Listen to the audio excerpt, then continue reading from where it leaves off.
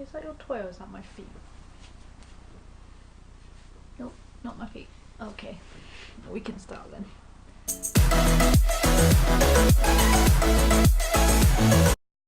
Well, hello everybody and welcome back to my channel, or if you're new, hello, welcome to my channel. My name is Sophie. So I can't remember if it was a vlog or a video, but I've talked about anxiety and that I suffer with anxiety, and ever since that I mentioned that I do, I've had people asking me questions over on social media, on YouTube, and I've seen on other people's anxiety videos questions floating around. So I thought I would sit down and answer some of your guys' questions. I have 12 questions here all written down, and I'm going to answer some of your Qs. I'm going to A some of your Qs. The first question I'm going to answer is, what is the worst part about having anxiety? And for me, I feel like there's two things that are equally as bad. The first thing is it always causes stress and it aggravates my POTS symptoms. It just makes them fly off, and then I get really lightheaded and I'm likely to pass out or not eat, and yeah, that's horrible. But the second thing, which I feel like a lot of people will agree with that have anxiety, is that it stops you from doing stuff, or it, you know, interrupts stuff that you really want to do or you are doing and then you kind of can't. It kind of takes you out of life almost. The second question is, do you remember your first panic attack? I 100% do. It's weird because after I had it I didn't remember it, but now, like 7 years on, I do remember it. It was in the hospital. It was the first time I'd been properly admitted. I was in for I think about 12 days, and I was having 2 different feeding tubes trialed. I had the NJ tube and I also had my PEG-J tube, and it was a really scary experience, and I guess it just triggered it. And it was so bad that they had to give me a medication to calm me down because everything was just seizing up. My hands were like stuck, I couldn't move them, I couldn't breathe. I was really badly hyperventilating, where I think they thought I was going to stop breathing. I don't really know, but it was horrible and I felt so drained after. And I think I was more scared because I'd never had one, so I didn't really understand what was happening, just that I couldn't breathe or move or anything. Like, it felt like I was just, I don't even know. And it must have been really scary for my parents as well because they were there, and again, I'd never had one, so they didn't know what they were watching either. Number 3 is, how do you control your anxiety? For me, it is just distracting my mind more often than not, and I find music is a really great one.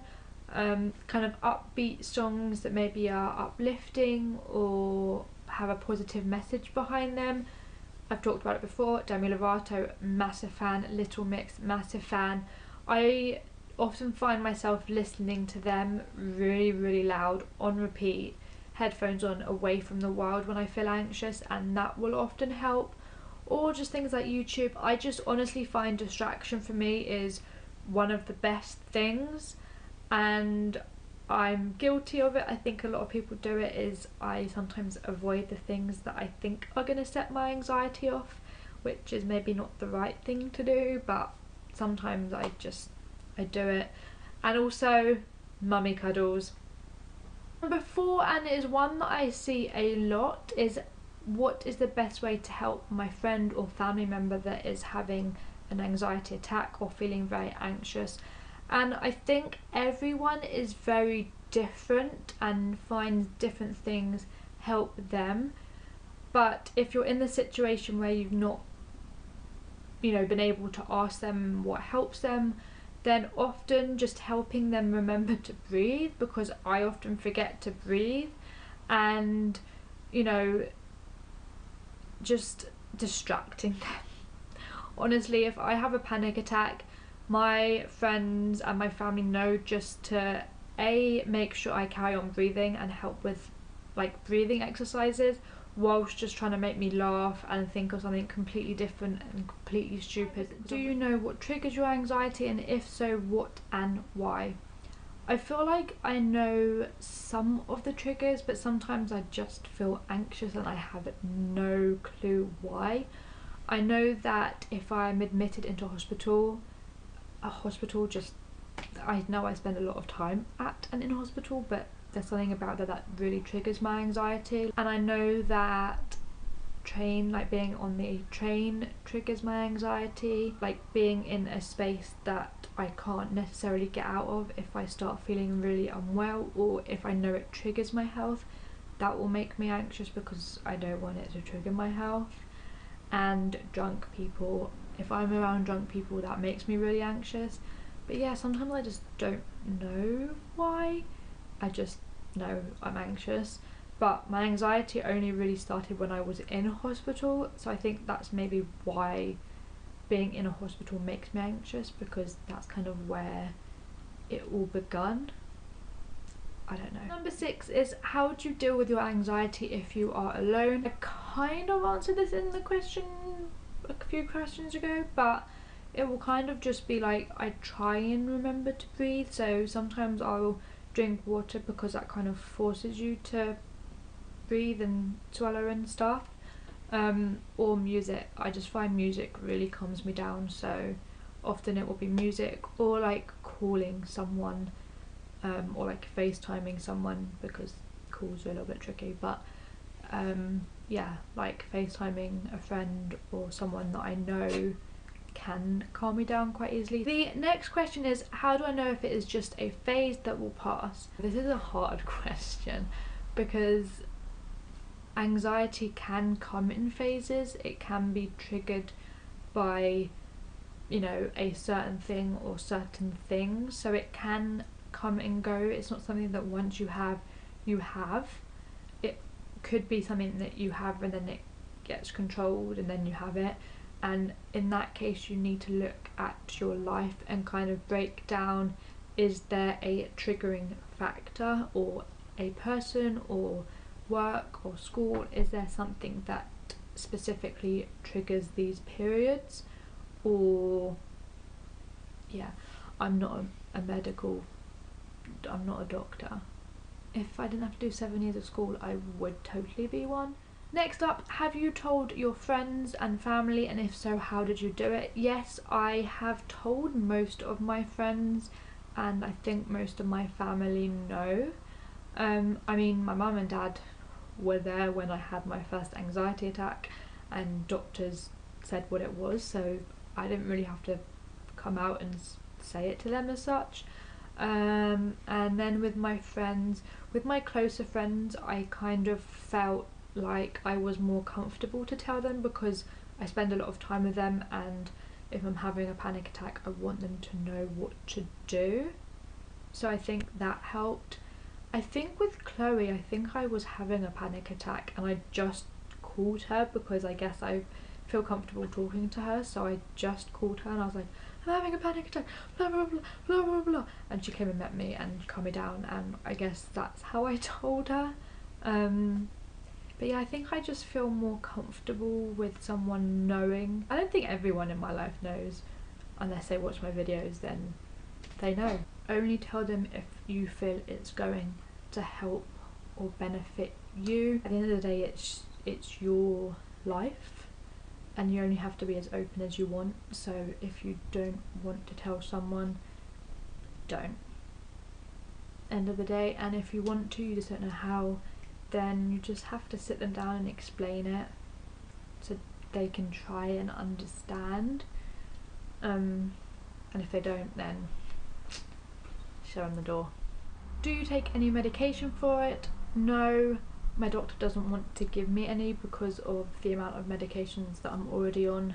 They don't want to add to it. The next question is, do you or did you have therapy? I tried it once. I tried CBT, which is cognitive behavioural therapy, I think it's called, and yeah, put me off for life. I know you just have to find the right therapist and stuff for you, but it really put me off how dismissive this person was and just my whole experience. And the next question is, what is the difference between depression and anxiety? I think everyone would answer this differently because they are very closely linked, and often if you have one, you may have the other, or you may have had the other. But I feel like depression is more of your generalized mood as opposed to something that happens in specific situations. So depression doesn't just kind of come because you're getting on a train or because you have to go to a hospital appointment or you've been admitted. As depression is your mood over a period of time. So I think they said you, like, if your mood is low for longer than a certain time, then technically you're depressed. Whereas anxiety doesn't have to be you feel anxious at this thing for a certain amount of time. I don't know if I'm making sense. The last question is, what do I do if my doctor is dismissive about it or just diagnoses IBS? I know from both experience and hearing of other people's experiences that IBS is something that is very commonly diagnosed if a doctor A doesn't really know, or B you fit some of the symptoms, or your doctor just might be dismissive and saying, nah, it will pass, you'll get over it, it's nothing, stop being dramatic, whatever. At the end of the day, you know your body best, and you know if something doesn't feel right or you just don't agree with their diagnosis. And if you don't, you are more than entitled to go and get a second opinion.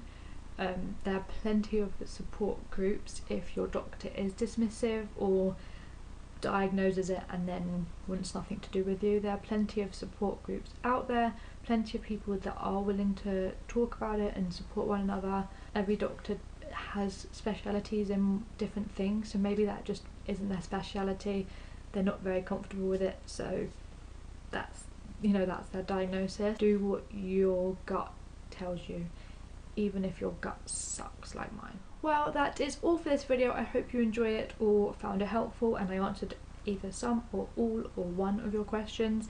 If you have any more, be sure to leave them in the comments below so that everyone can see the questions, and if there's any answers I'll try and answer them. And if you have anything else, then also leave it on my social media. All my links are in the description box below. Also, I have a very exciting behind the scenes life on set vlog coming up for you guys soon, so be sure to subscribe for that so that you know when that goes up. And if you like this video or found it helpful, be sure to give it a massive thumbs up. I will leave the link for my last video and a surprise video in the description box below. And until next time, keep watching, stay strong and stay safe. Bye guys. Answer to question. Oh my god. What is wrong with me?